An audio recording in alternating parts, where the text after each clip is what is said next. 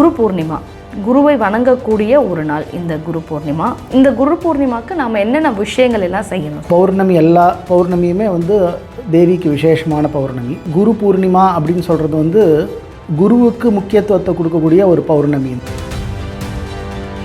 ஞானம்ங்கிறது எல்லாருக்கிட்டையுமே இருக்குது. அது ஒரு திரை மறைச்சுன்னு இருக்குது. அதுக்கு ஒரு அழகான ஸ்லோகம் இருக்குது. அஜ்ஞான திமிராந்தஸ்ய ஞானாஞ்சன ஷலாகயா சக்ஷுர் உன்மீலிதம் ஏன தஸ்மை ஸ்ரீ குரவே நமஹா. அந்த அஜ்ஞானமானது அந்த இப்போ கேட்ராக்ட்னு சொல்லுவோம் இல்லையா, அந்த மாதிரி மறைச்சுன்னு இருக்குது. அந்த குருவை நினச்சிக்கணும். இந்த ஸ்மாரகம் தான் முக்கியம். நம்ம இன்றைக்கி இப்படி இருக்கோம்னா அதுக்கு காரணம் குரு தான். ஏதோ ஒரு விஷயத்தில் யாரோ ஒருத்தர் நமக்கு சொல்லி கொடுத்து தான் நம்ம இப்படி இருக்கோம். இப்போ நம்ம பேசுகிறது முதற்கொண்டு அப்பாவே குருவாக இருந்திருப்பார், அம்மாவே குருவாக, எல்லாமே பார்க்குற வஸ்து உலகத்தில் எல்லாமே குரு தான். இங்கிலீஷில் ஃபாதர்ஸ் டே, மதர்ஸ் டேன்னெலாம் ஃபாரின்லலாம் சொல்கிறான். நம்ம ஊரில் அப்படி இல்லை, ஒரு பழக்கம் இல்லை. ஆனால் குருவுக்கு மட்டும் ஒரு நாள் வச்சுருக்கார், குரு பூர்ணிமான்னு. குரு அப்படின்னும் பொழுது பரமேஸ்வரனே தட்சிணாமூர்த்தி ஸ்வரூபத்தில் குருவாக தான் இருக்கார். அருணகிரிநாதரும் முருகனை குருவாய் வருவாய் அருள்வாய் குஹனேன்னு குருவாக தான் வர சொல்கிறார். அதாவது குருங்கிறதுக்கு அவ்வளோ வசதியாக சொல்லியிருக்கு. பூஜை பண்ணிட்டு இருக்கும்போது திடீர்னு உங்கள் வீட்டுக்கு குரு வந்துட்டார் அப்படின்னா என்ன பண்ணணும்? பூஜையை அப்படியே நிறுத்திட்டு எழுந்து போய் நமஸ்காரம் பண்ணிட்டு அவரோட இருக்க வேண்டியது. இந்த இடத்துல கடவுளை விட குரு தான் கடவுளை விட இல்லை, கடவுள் குரு சமம்னு சொன்னேன்.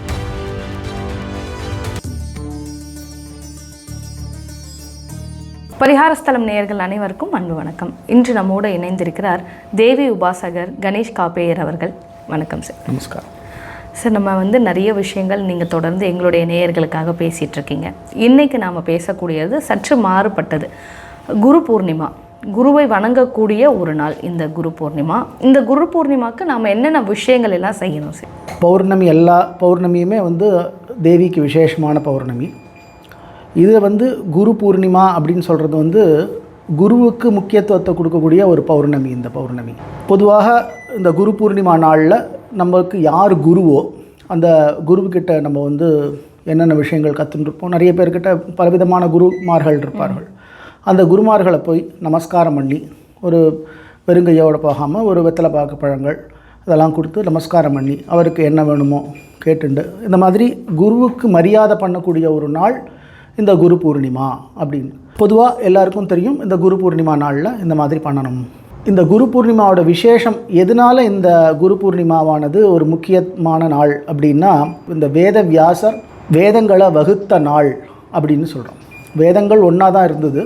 அதை அது விஷயத்துக்கு ஏற்ற மாதிரி பிரித்து ரிக்யஜு சாம அதர்வணம்னு நானாக பிரித்து, அதனால் அந்த இருக்கிறதுலையே எல்லாரோடைய பெரிய குரு அப்படின்னு சொன்னோம்னா வேத வியாசர் தான் எல்லாருக்கும் பெரிய குரு. அவர்கிட்டேருந்து தான் எல்லாமே வேதங்களே நமக்கு கிடச்சிது, அவரால் தான் கிடச்சிது.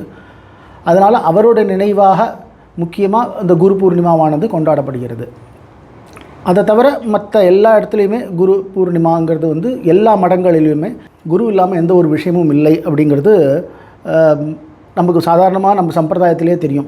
குரு மாதா, குரு பிதா அப்படின்னு சொல்லுவோம். சாதாரணமாக சொல்லும்போது மாதா பிதா குரு தெய்வம் அப்படின்னு குருவை ஒரு மூன்றாவது இடத்துல தெய்வத்துக்கு சமமான ஒரு இடத்துல வச்சுருப்போம். குழந்தைகளுக்கு கூட தெரிஞ்ச ஸ்லோகம், குரு பிரம்மா குரு விஷ்ணுர் குரு தேவோ மகேஸ்வரஹா குரு சாக்ஷாத் பரம்பிரம்ம தஸ்மை ஸ்ரீ குரவே நமஹா. குருவே பிரம்மா, குருவே விஷ்ணு, குருவே மகேஸ்வரன், குருவே தான் பரபிரம்மம் அப்படின்னு சொல்லிவிட்டு அந்த குருவுக்கு என்னுடைய நமஸ்காரங்கள் அப்படின்னு சொல்லுவோம். குருவுக்கு சமமான ஒரு வஸ்துனா ஒரு பொருள் உலகத்தில் கிடையாது. ஒவ்வொரு விஷயம் சொல்லணும் அப்படின்னா அந்த விஷயத்துக்கு ஒரு உதாரணம் சொல்லணும் இல்லையா? இப்போ இது எப்படி இருக்குன்னா அது போல் இருந்தது அப்படின்னு சொல்லும்போது உதாரணம் சொல்லுவோம்.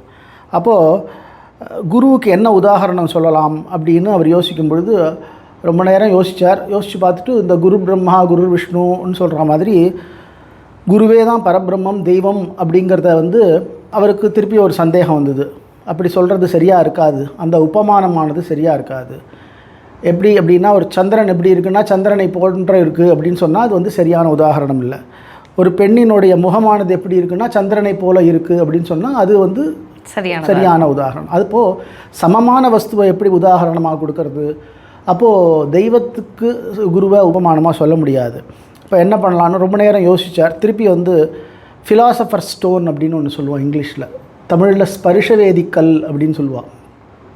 அந்த கல்லானது என்ன இரும்பை தொட்டால் தங்கமாக மாறிடும். அப்படி ஒரு கல் அப்படின்னு சொல்லுவோம். அது புராணங்களில் இதிலலாம் கதைகளில் வரும் அந்த மாதிரி கல். அந்த கல் எப்படி வந்து ஒரு இரும்பை தொட்ட உடனே தங்கமாக மாற்றுறதோ அந்த மாதிரி இந்த குருவானவர் தன்னுடைய சீடனையும் வந்து நல்ல பிரகாசம் அடைய செய்கிறார். அதனால் வந்து குருவுக்கு துல்லியமாக வந்து அந்த ஸ்பர்ஷவேதி கல்லை சொல்லலாம் அப்படின்னு தீர்மானம் பண்ணினார். அப்புறம் கொஞ்ச நேரம் கழித்து அவருக்கு அதுக்குள்ளேயும் சந்தேகம் வந்துடுது. அதை எப்படி வந்து நம்ம ஒரு ஸ்பர்ஷவேதி கல்லை வந்து சொல்ல முடியும்? ஸ்பர்ஷவேதி கல்லானது ஒரு இரும்பை தங்கமாக மாற்றும். ஆனால் அந்த தங்கமாக மாற்றின அந்த இரும்பானது இன்னொரு இரும்பை தங்கமாக மாற்றாது. அப்போது குருவானவர் ஒரு சிஷ்யரை தயார் பண்ணுறார் அப்படின்னா அந்த சிஷ்யர் இன்னும் பிற்காலத்தில் அவர் குருவாய் இன்னொரு சிஷ்யனை தயார். அப்போ அவிச்சின்னமான அந்த பரம்பரை குரு பரம்பரையானது வரும். இப்படி அப்போது கடைசியில் அவர் முடிவு பண்ணார், குருவுக்கு சமமான ஒரு விஷயம் உலகத்தில் கிடையாது அப்படின்னு அவர் தீர்மானம் பண்ணினார். கண்டிப்பாக சார். சார் அதே மாதிரி குரு பூர்ணிமா அப்படின்னும் பொழுது நிறைய பேருக்கு சில டவுட்ஸ் இருக்கும். நம்மளுடைய டீச்சர்ஸுமே குரு தானே, அவங்களுமே நம்ம வந்து அன்னைக்கு வழிபாடு செய்யணும், நம்மளுடைய வாழ்க்கையில் அடுத்த நிலைக்கு கொண்டு போனவங்க எல்லாருமே குரு தானா, இல்லை வேதம் நமக்கு சொல்லி கொடுக்குறவங்க மட்டும்தான் குருவா? அதாவது குரு ஆச்சாரியன் அப்படின்னு நம்ம சாதாரணமாக பிரிப்போம். நமக்கு ஒரு பாடம் சொல்லி கொடுக்குறவர்களை ஆச்சாரியர்னு சொல்லுவோம். நமக்கு ஞானத்துக்கு வழிகாட்டுறவர்களை குருன்னு சொல்லுவோம். குருஹு அப்படிங்கிறதுக்கு என்ன அர்த்தம் அப்படின்னா, கு அப்படின்னா இருட்டுன்னு அர்த்தம், ரு அப்படின்னா அதை போக்குறவர்னு அர்த்தம். குகாரஸ்து அந்தகாரகா ருகாரஸ்து தன் நிரோதகா அப்படின்னு அந்த கு ரு அப்படிங்கிற பதத்துக்கு அர்த்தம்னு சொல்லி தெரியறது. அதனால் யாரெல்லாம் நமக்கு ஞானத்தை கொடுக்குறார்களோ அவர்கள் எல்லாமே குரு தான். இப்போது அதுக்காக வந்து இப்போ நமக்கு ஒரு 10th படிக்கிறோம் 12th படிக்கிறோம், கிளாஸ் டீச்சர் இருக்கா, அவள் குரு இல்லையானா அவளும் குரு. எப்படி பார்த்தோம்னா இன்னொரு கிரந்தத்தில் 24 விதமான குருவை சொல்கிறார். இதுக்கிட்டேருந்துலாம் நம்ம வந்து ஒரு விஷயத்தை கற்றுக்குறோமோ அது எல்லாமே நமக்கு குரு தான். அவர் வந்து ஒரு ஸ்பைடர்லேருந்து ஆரம்பித்து ஒரு 8 கால் பூச்சிலேருந்து எல்லா விஷயத்துக்குமே அவர் குருவாக வச்சுக்கிறார் அந்த புஸ்தகத்தில். அப்படி பார்க்கும்பொழுது நம்ம யாரையுமே தள்ள வேண்டியதில்லை, எல்லாருமே குரு தான். ஆனால் பொதுவாக குரு அப்படின்னு சொல்லும் பொழுது நமக்கு ஞானத்தை உபதேசிக்கிறவர் குரு. ஞானம்னா என்ன? இந்த அஜ்ஞானத்தை போக்குறது தான் ஞானம். ஞானம்ங்கிறது எல்லாருக்கிட்டையுமே இருக்குது. அது வந்து ஒரு திரை மறைச்சுன்னு இருக்குது. அதுக்கு ஒரு அழகான ஸ்லோகம் இருக்குது. அஜ்ஞான திமிராந்தஸ்ய ஞானாஞ்சன ஷலாகயா சக்ஷுர் உன்மீலிதம் ஏன தஸ்மை ஸ்ரீ குரவே நமஹா. அந்த அஜ்ஞானமானது அந்த இப்போ கேட்ராக்ட்னு சொல்லுவோம் இல்லையா, அந்த மாதிரி மறைச்சுன்னு இருக்குது. அதை வந்து எப்படி அந்த காலத்தில் வந்து இன்றைக்கி கேட்ராக்ட் ஆப்ரேஷன் பண்ணுறாலும் அந்த காலத்தில் மை குச்சினால் அதை பிச்சு எடுத்துடுவாள். அஜ்ஞானம் அப்படிங்கிற திமிரம் மறைச்சுன்னு இருக்கிறத ஞானம்ங்கிறத அந்த மைக்குச்சியினால் எப்படி பிச்சு எடுக்கிறாரோ அந்த மாதிரி குருவானவர் நமக்கு ஞானத்தை அந்த அஜ்ஞானத்தை அழிக்கிறார் அப்படின்னு இந்த ஸ்லோகம் சொல்கிறது. சார், இந்த குரு பூர்ணிமா அன்னைக்கு நாம் வழிபாடுகள் செய்யணும் அப்படின்னா எந்த மாதிரியான வழிபாடுகள் செய்யலாம்? பொதுவாக குரு பக்கத்தில் இருக்கார், நம்ம இப்போ உள்ளூர்லேயே இருக்காருன்னா போய் அவரை போய் நமஸ்காரம் பண்ணுறது, அவருக்கு என்ன வேணுமோ அதை நம்ம பொதுவாக சொன்ன மாதிரி ஒரு வெத்தலை பாக்கு பழமாவது போய் நமஸ்காரம் பண்ணி அவருக்கு உண்டானதை பணிவிடைகள் செஞ்சுட்டு வர்றது தான் ரொம்ப முக்கியம். இதில் இல்லை குரு இல்லை பக்கத்தில் ஸ்மரணை பண்ணிக்கணும். குருவை நினச்சிண்டு நம்ம வீட்டில் வந்து பொதுவாக பூஜைகள் உண்டு, நித்தியமாகவே எல்லாருக்குமே பூஜைகள் உண்டு. அப்போது குரு பூர்ணிமாவில் விசேஷமாக வேதவியாச பூஜை அப்படின்னு சொல்லிட்டு ஒரு கலசத்தில் வேதவியாசர் ஆவாகனம் பண்ணி அவருக்கு பூஜைகள் பண்ணுவாள். அந்த பூஜை முறைகள் தெரியாதவர்கள் சாதாரணமாக அந்த படங்கள் இருந்தாலோ இல்லை விசேஷமாக அன்றைக்கி குருவை நினச்சிண்டு வீட்டில் ஒரு வடை பாயசம் பண்ணி சாதாரணமாக ஒரு பூஜையில் நம்ம நித்திய பூஜையில் என்ன பண்ணுவோமோ அதோடு சேர்த்துன்னு இந்த வடை பாயசத்தை பண்ணிட்டு மாதிரி குரு பூர்ணிமா அந்த குருவை நினச்சிக்கணும். இந்த ஸ்மாரகம் தான் முக்கியம். குரு ஏன்னா நம்ம இன்றைக்கி இப்படி இருக்கோம்னா அதுக்கு காரணம் குரு தான். ஏதோ ஒரு விஷயத்தில் யாரோ ஒருத்தர் நமக்கு சொல்லி கொடுத்து தான் நம்ம இப்படி இருக்கோம். இப்போ நம்ம பேசுகிறது முதற்கொண்டு அப்பாவே குருவாக இருந்திருப்பார், அம்மாவே குருவாக இருந்திருப்பார், எல்லாமே பார்க்குற வஸ்து உலகத்தில் எல்லாமே குரு தான் அப்படிங்கிறத அந்த ஒரு ஸ்மாரகத்தோடு இந்த நாளை நம்ம நினச்சிக்கணும். எப்படி இப்போ இங்கிலீஷில் வந்து ஃபாதர்ஸ் டே மதர்ஸ் டேன்னெலாம் ஃபாரின்லலாம் சொல்கிறா, நம்ம ஊரில் அப்படிலாம் ஒரு பழக்கம் இல்லை. ஆனால் குருவுக்கு மட்டும் ஒரு நாள் வச்சுருக்கார், குரு பூர்ணிமான்னு. அது மாதிரி பௌத்தர்களுக்கும் விசேஷமான நாள், சீக்கியர்களுக்கும் விசேஷமான நாள், ஜெயினர்களுக்கும் விசேஷமான நாள், எல்லாருக்குமே குரு பூர்ணிமா இருக்குது. எல்லாருக்குமே குரு பூர்ணிமா, அவள் புத்த பூர்ணிமான்னுவார். அவளுடைய தத்துவத்துக்கு தேவையானதை அங்கே சொல்லிக்கிறார். ஆக மொத்தத்தில் குருவுக்கு இது ஒரு முக்கியமான நாள், இந்த குரு பூர்ணிமையானது. பூர்ணிமையை அப்படிங்கிறதுனாலே பூர்ணத்துவம் முழுமை அடைந்த நாள் அப்படின்னு எடுத்துக்கணும். அதனால் அந்த குரு மூலியமாக நமக்கு எல்லாருக்குமே அந்த ஸ்ரேயஸானது கிடைக்கணும் அப்படின்னு பிரார்த்தனை பண்ணிப்போம். அந்த குருவை பற்றி ஆதிசங்கரர் குரு அஷ்டகம்னு பண்ணியிருக்கார். குருவை பற்றி 8 ஸ்லோகங்கள் பண்ணியிருக்கார். ஷரீரம் சுரூபம் ததாவா கலத்திரம் யசாரு சித்திரம் தனம் மேருதுல்யம் மனச்சேன்ன லக்னம் குரோர் அங்கிரி பத்மே ததஹ்கிம் ததஹ்கிம் ததஹ்கிம் ததஹ்கிம் இப்படின்னே ஒரு 8 ஸ்லோகம் பண்ணியிருக்கார். அதாவது ததஹ்கிம்னா அதனால் என்ன பயன், அதனால் என்ன பயன் அப்படின்னு அர்த்தம். ஷரீரம் சுரூபம், இந்த உடம்பானது ரொம்ப அழகான காந்தியோடையதாக இருக்கிறது. ததாவா கலத்திரம், அதே மாதிரி தன் மனைவியும் அது ஒரு அழகாக இருக்கிறவா இருக்கா. யசாரு சித்திரம், அவனுடைய புகழ் கீர்த்தியானது உலகம் முழுக்க பரவி இருக்குது. தனம் மேரு துல்லியம், பணமானது மேருமலை அளவுக்கு அவங்ககிட்ட பணம் இருக்குது. ஆனால் மனச்சேன்ன லக்னம், மனசானது குரோஹோ அங்கிரி பத்மே, குருவினுடைய பாத கமலங்களில் இளைப்பாராவிட்டால் அதனால் என்ன பயன், அதனால் என்ன பயன். இது மாதிரி என்னென்னலாம் நம்ம வசத்தின்னு சொல்கிறோமோ அது எல்லாத்தையும் இந்த 8 ஸ்லோகத்தில் சொல்லியிருப்பார். அதனால் குரு பக்தி தான் ஒருத்தனுக்கு முக்கியம். குரு பக்தி இருந்துருத்தனா மிச்சம் எதுவுமே தேவையில்லை, அதுதான் எல்லாத்தோடையும் முக்கியம் அப்படின்னு பகவத்பாதர் இந்த ஸ்லோகங்களில் சொல்கிறார். ஸ்ரீவித்யையில் குருஹு காரணபூதா சக்தி அப்படின்னு சொல்கிறது. குரு தான் எல்லாத்துக்கும் காரணமாக இருக்கக்கூடியவர் அப்படின்னு மதங்களில் எப்படி குருவை வசதியாக வச்சுருக்காளோ அதே மாதிரி சாக்தத்தில் பார்த்தீங்கன்னா ரொம்ப குருவுக்கு தான் பிராதானியம் கொடுத்துருக்கார். வைஷ்ணவத்துலேயும் அப்படி தான், எந்த மதத்தாக இருந்தாலும் மதஸ்தர்களாக இருந்தாலும் குருவுக்கு முக்கியத்துவம் கொடுத்துருப்பா. ஆனால் சாக்தத்தில் ரொம்ப விசேஷமாக குருமண்டலம் அப்படின்னு சொல்லிவிட்டு எந்த பூஜை பண்ணுறதா இருந்தாலும் முதல்ல குருவுக்கு பூஜை பண்ணிவிட்டு குரு, நம்ம இப்போ வந்து சுக்லாம்பரதரம்னு ஒரு பூஜை ஆரம்பிக்கிறோம்னா குரு பிரம்மா ஸ்லோகம் சொல்கிறோம். இதில் வந்து சாக்தத்தில் வந்து அந்த குருக்குன்னு ஒரு பாதுகைன்னு இருக்குது. அந்த பாதுகை முத்திரைகள்லாம் குரு பாதுகா முத்திரையை போட்டுண்டு அந்த 3 குரு பரம்பரைகள், நமக்கு மேலே இருக்கிற குரு, பரமகுரு, பரமேஷ்டி குரு, அதுக்கு மேலே பராபர குருன்னு இருக்குது. இந்த மாதிரி இந்த குரு பரம்பரையை நினச்சிட்டு தான் ஒரு பூஜை ஆரம்பிக்கணும். நம்ம பூஜை பண்ணுறதுல ஏதாவது ஒரு தவறுகள் இருந்தால் அந்த தவறுகள் வந்து இந்த குருமண்டலம் நம்மளை காப்பாற்றிடும். அதனால தான் எந்த ஒரு தீட்சையை எடுத்துக்கணும், எந்த ஒரு பூஜை யாருக்கிட்டாவது மந்திரங்கள் எடுத்துக்கணும்னா நம்மளாக பார்த்து எடுத்துக்கிறதுங்கிறது ரொம்ப தவறு. புஸ்தகத்தை பார்த்து எடுத்துக்கிறதோ, யூடியூப் பார்த்து கற்றுக்கிறதோ.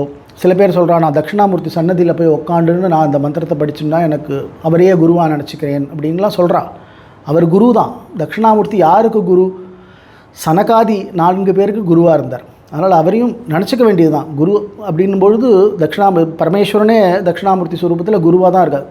இவரும் வந்து அருணகிரிநாதரும் முருகனை வந்து குருவாய் வருவாய் அருள்வாய் குஹனேன்னு குருவாக தான் வர சொல்கிறார். அதாவது குருங்கிறதுக்கு அவ்வளோ வசதியாக சொல்லியிருக்கு.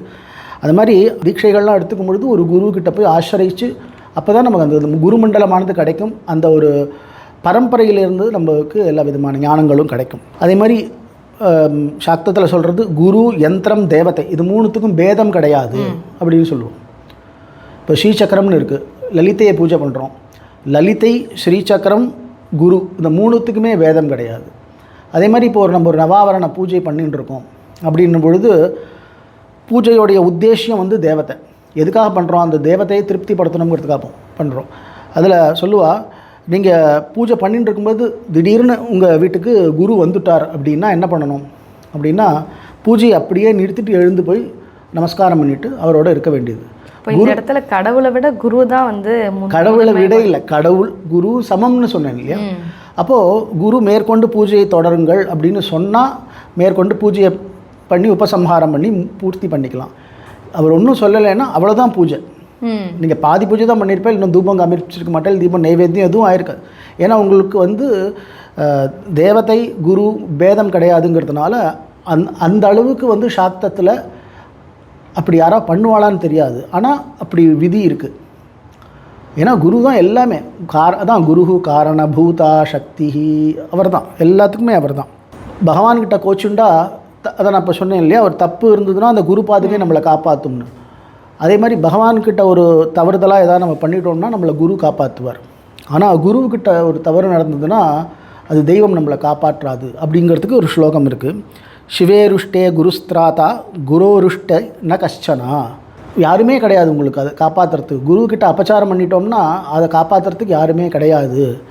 அதனால் தஸ்மாத்து சர்வ பிரயத்னேன குருமேவ சமாஸ்ரயேத். அதனால் ஏதாவது என்ன கஷ்டப்பட்டாவது அந்த குருவை நீங்கள் ஆசிரியிக்க வேண்டியது அப்படின்னு. ஸ்தோத்திரங்கள் இருக்கட்டும், எந்த புராணம் எந்த தந்திரசாஸ்திரம் எது எடுத்துனாலும் குருவை பற்றி பேசாததே கிடையாது. அந்த குரு மகிமையை பட்டத்திரியோட குரு பக்தி உங்களுக்கு தெரிஞ்சிருக்கும். நாராயண பட்டத்திரின்னு நாராயணியம் எழுதினார். அப்படி அவர் குரு பக்தி, அந்த குருவுக்கு ஏதோ ஒரு உடம்பு அசௌகரியமாக இருந்த பொழுது இவருடைய தபஸுனால் அந்த வியாதியை தான் வாங்கிண்டு தான் கஷ்டப்பட்டு அப்புறம் அந்த நாராயணியம் சொல்லி அதை போக்கிண்டார் அப்படின்னு கதைகள்லாம் படிச்சிருப்போம். அதே மாதிரி குருங்கிறவர் ஒருத்தர் தான் இருக்க முடியும்.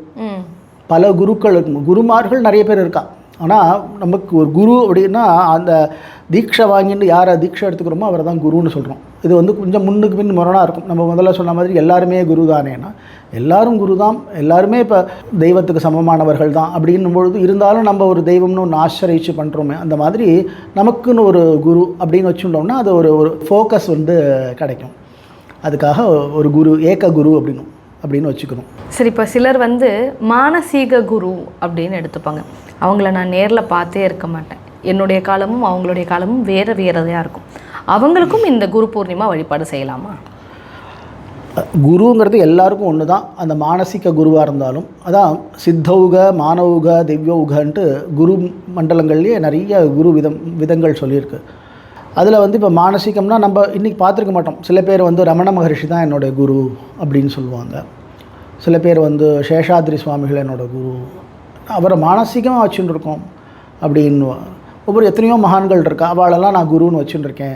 அவருடைய குரு சமாதிக்கு போகிறது, அதிஷ்டானம் சில இடத்துல சமாதி இருக்கும், சில இடத்துல அதிஷ்டானம் இருக்கும்.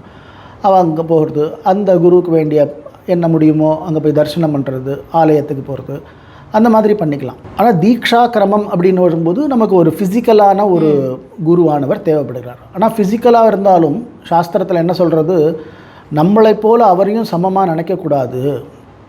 அதே மாதிரி அத்வைத சாஸ்திரத்தில் எல்லா இடத்துலையும் பாவாத்வைதம் சதா குறியாத்துன்னு எல்லா இடத்துலையும் அத்வைத பாவனை தான் இருக்கணும். அதாவது இரண்டற்ற தன்மை, நான் டுவாலிசம் தான் இருக்கணும். இது வேறு நான் வேறு கிடையாது, எல்லாம் பரபிரம்மம் அப்படிங்கிற ஒரே விஷயமாக தான் இருக்கணும். அதுதான் அத்வைத்தம். ஆனால் குரு சன்னதியில் மட்டும் அந்த பாவம் இருக்கக்கூடாதுங்கிறார். நானும் குரு ஒன்று தானே, அவரும் பரபிரம்மம் தான் நானும் பரபிரம்மம் தான் அப்படின்னு இருக்கக்கூடாது. ஏன்னா அந்த இடத்துல குரு அதனால அவ்வளோ சித்தாந்தம் பண்ணின அத்வைத சித்தாந்தம் பண்ண விஷயங்கள்லேயுமே குருவை சொல்லும் பொழுது மட்டும் அவருக்கு ஒரு ஏற்றம் கொடுத்து அந்த இடத்துல சொல்லியிருக்கு. நிச்சயமாக சார், குரு பூர்ணிமா அப்படின்னா என்னன்றதில் மட்டும் இல்லாமல் குரு பூர்ணிமா எப்படியெல்லாம் பாரம்பரியமாக வழிபாடு செய்யப்பட்டது, நாம் எப்படி வழிபாடு செய்யணும் அப்படின்னு சொல்லிட்டு ரொம்ப விளக்கமாக சொன்னீங்க. இந்த குரு பூர்ணிமா வீடியோவை பார்த்துட்டு வரக்கூடிய குரு பூர்ணிமாவில் மக்கள் எல்லாருமே அவங்களுடைய குருவை எண்ணி வழிபாடு செய்து அதுக்கான பலன் பெறுவாங்க அப்படின்னு சொல்லி கேட்டுக்கிறேன். ரொம்ப நன்றி.